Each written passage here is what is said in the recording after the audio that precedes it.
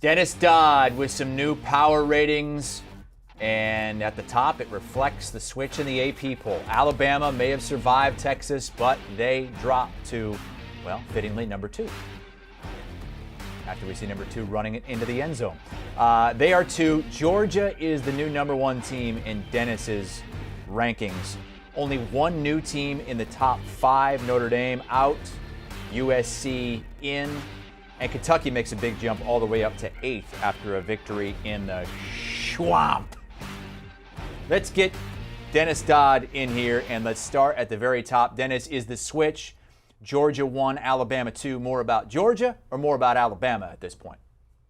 I think it's both. If you watched Alabama on Saturday at Texas, Chris, Bryce Young bailed them out. They had problems with penalties, 15 of them. They have problems in the secondary. The offensive line is not protecting him. In fact, Bryce Young may have had the play of the game when he threw a desperation pass out of the end zone off a defender's helmet. It wasn't called a safety. At the time, that may have been the difference in the game. So I think Alabama has profound problems right now in terms of being an elite team, of being number 1. Georgia, this is a subject virtually no one brought up in the offseason that they could repeat. Stetson Bennett is completing 75% of his passes. The defense has given up 3 points. Yes, I know Samford is one of them, but the other one was Oregon. And so the defense that was the best in a generation last year, it's only number 8 in the country right now, but that's pretty darn good. So I think Georgia's the number 1 team in the country. They've got the upper hand over Alabama because we've seen them beat Alabama last year, and Stetson Bennett may even be better. Chris, there are only 3 players last year who averaged double digits in yards per attempt. C.J. Stroud was one of them. Stetson Bennett was the other, and Coastal Carolina quarterback Grayson McCall was the third. That's pretty good company. We've seen some movement at the top with Georgia going from 3 to 2 to 1, but it's still those top 3 teams, right? It's still Georgia, Bama, Ohio State. And you said that going into the season. It's the top 3, and then there's a pretty big gap to everybody else. Is that still where we are at this point? Yeah, I think so. We're still shuffling through, a lot of non-conference games. Now, obviously, Texas-Alabama was maybe the best non-conference game of the season, or the toughest. But we're still getting through a team they're shuffling through. I've got Michigan number 4 this week just because they've been consistent going through a very, very easy non-conference game. And in fact, it's allowed Jim Harbaugh to conduct a rather unique quarterback battle in that both quarterbacks each started a game, and now J.J. McCarthy, the sophomore, is going to be the starter for the time being in Game 3 Saturday against UConn. And they've played pretty much the way they did last year. So, yeah, I think there's still that separation from 3 and everybody else. And so we start getting into conference play. I'm not sure Michigan could have crafted an easier non-conference schedule. My goodness. So that you got them at 4. Then at 5, it's a USC team that appeared in the top 25 to start the season. And there were some people thinking, boy, is that too high? They have a new head coach. We're hearing all these great things about the offense. They've lived up to it so far, and it was a dominating performance against Stanford, a team that they've had trouble with historically over the last 15 years or so.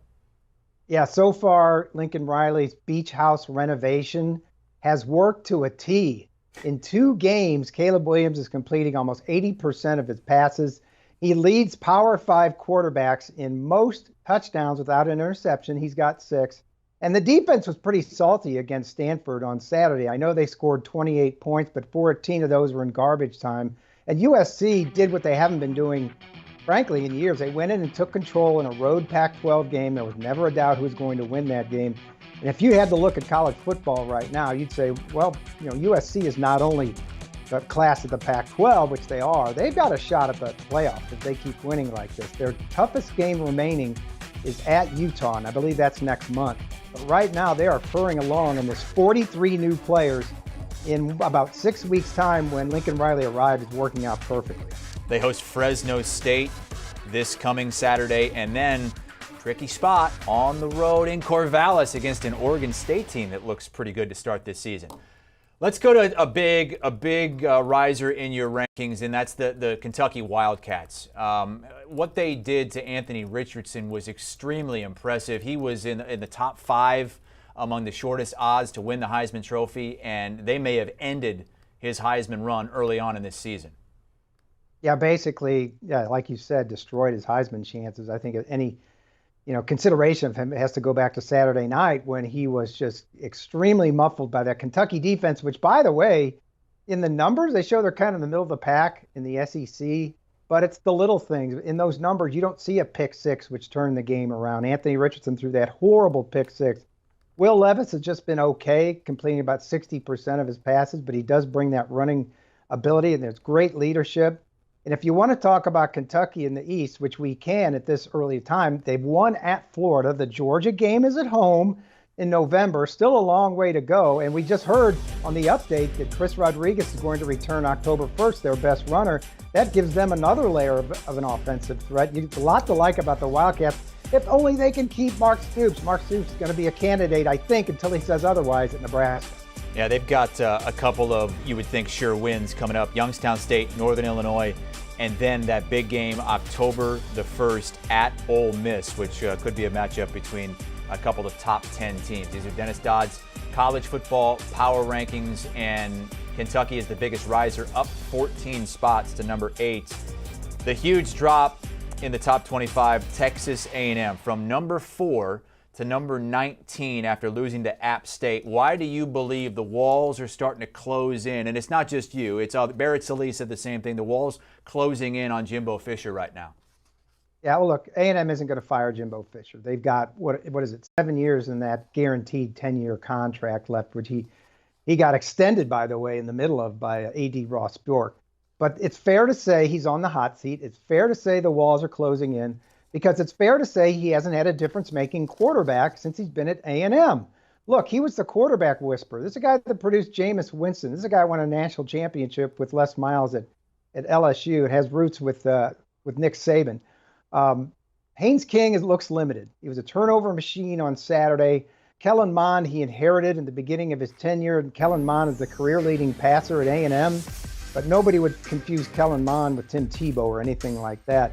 Last year with Zach Calzada, they beat Alabama. That still is a head-scratcher because A&M hasn't done anything with it since then. And then they lose to App State, being limited to, at home, mind you, 186 yards, and App State held the ball for 40 minutes. There's nothing to that. They simply got out-schemed, because the only other explanation is that A&M wasn't ready to play App State, and they should have been, because App State came within seconds beating North Carolina, scoring 40 points in the fourth quarter to lose 63-61. So, yeah, a lot of pressure on Jimbo these days. It doesn't look like they're going to win the West once again or win the SEC. And the schedule is just brutal coming up. They got Miami, then Arkansas, at Mississippi State, at Alabama, then at South Carolina, home against Ole Miss, then Florida, then Auburn. I mean, I don't know how many games A&M's going to lose, but I think it's going to be a lot more than one. Let's move on to another Sun Belt team, and what a Saturday it was for the new-look Sun Belt. The App State gets a victory. You had Georgia Southern going to Nebraska and getting a win, and the Marshall Thundering Herd, first season in the Sun Belt, they go and they go in and just slap Notre Dame and beat the heck out of the Fighting Irish, and now Notre Dame is in some trouble. Yeah, they slap Notre Dame and they knock out Tyler Buckner. We learned just this morning who's out for the season with a left shoulder injury, and they're going to have to go with the backup Drew Pine the rest of the day. But make no mistake, look, nobody picked this. I'm not going to say this was going to happen, but when Charles Huff was hired last year at Marshall, he was a running backs coach at Alabama. He's one of the most respected assistants in the country. And for a mid-major program that really values football and puts a lot of money into it, this was sort of a key hire. And it paid off on Saturday. They just kept hammering Notre Dame, where I think was overrated from the beginning. I think we can conclude that now. There was a pick six at the end of the game. And the Sun Belt, you're right, had a great day with those 3 wins. Let's see, it was Georgia Southern, Marshall, and who was the third? App State for combined have played big-time football in FBS, Chris, for 44 years. The teams they beat, Notre Dame, Nebraska, and the third, help me with it. Notre Dame, Nebraska, and? Yes. Anyway, those 3 have been playing big-time football for 359 years. So there's your difference. Big big Saturday for the Sun Belt. That's Dennis Dodd with us here on CBS Sports great. HQ. The Sun Belt. It's a very sunny Sunday for the Sun Belt. I love that conference. New look this season, adding Marshall and Old Dominion and James Madison, who got a victory in Week 1 against an FBS team as well. Dennis Dodd with us here on HQ with his brand new power ratings.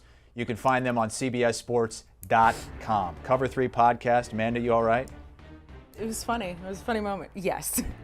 Hey, how about Scott Frost not having a job anymore? They talk about that on the Cover 3 podcast. You sound happy about that. No. A man lost his job and you're happy? I am not, I mean, unless there's optimism now for the future of the Nebraska football program, I am happy for the Cornhuskers in that sense. Chip Patterson and Danny Cannell discussing Scott Frost's dismissal after a 16-31 tenure. Do you want a sports network that delivers everything that matters about the game? The highlights, the picks, the instant analysis, no yelling, no fake debates, no politics. Hit the subscribe button and never miss a moment.